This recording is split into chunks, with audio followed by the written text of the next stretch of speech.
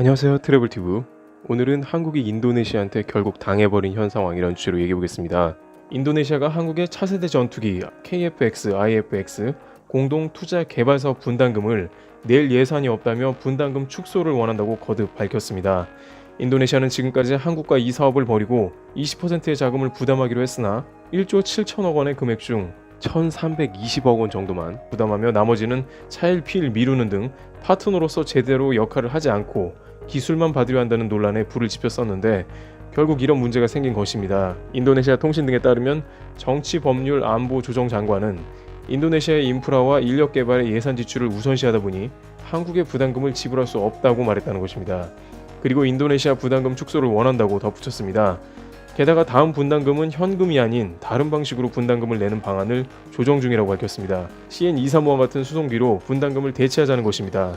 그러면서 인도네시아 측은 분담금을 줄이고 싶으나 한편으로는 양국의 우호관계를 생각하고 기술 이전의 기회도 놓치고 싶지 않다고 강조했습니다. 그러나 우리나라 입장에서는 계속해서 인도네시아가 분담금을 미뤄온 곳에다가 인도네시아의 기술까지 넘겨주면서 이러한 혜택을 주는 것은 탐탁치가 않은데요. 게다가 인도네시아는 다른 나라에서 사오는 무기 등은 제대로 대금을 지급하고 있으며 현재 인프라 사업이라고 지칭하는 것들 중에 상당한 예산 부분은 중국과의 1대1로에 들어가는 자금으로 우리나라보다 나중에 계약을 맺은 것들입니다. 결국 한국을 제쳐두고 다른 곳에 자금을 투입한다는 모양새가 되는 것이기도 합니다.